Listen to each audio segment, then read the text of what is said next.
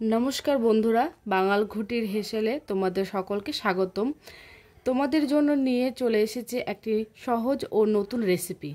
এই গরমে সহজেই বানিয়ে ফেলো সজনে দিয়ে হালকা করে মাছের ঝোল। খুব কম উপকরণ দিয়ে চলো দেখে নেওয়া যাক রেসিপিটি। প্রথমে আমরা মাছগুলোকে ভেজে তুলে নিচ্ছি। এবার কেটে রাখা আলুগুলোকে ভেজে তুলে নিচ্ছি।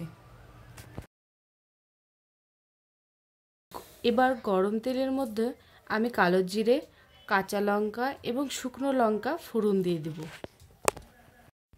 এবার এর মধ্যে দিয়ে দিচ্ছি সজনে ডাঁটাগুলো। বেশি ভাজলে চিমড়ে হয়ে যেতে পারে, তাই কিছুক্ষণ আমরা নেড়ে চেড়ে নেব। আমি তেলের মধ্যে টমেটোটা দিতে ভুলে গেছিলাম, তাই টমেটোটা দিয়ে দিচ্ছি এবং একটু নেড়ে চেড়ে এর মধ্যে আমরা ভেজে রাখা আলুটা দিয়ে দেব। এবার আমি দিয়ে দিচ্ছি পরিমাণ মতো নুন, হলুদ, জিরে বাটা, আদা বাটা এবং সামান্য লঙ্কা গুঁড়ো। এবার আমরা ভালো করে কষিয়ে নেব।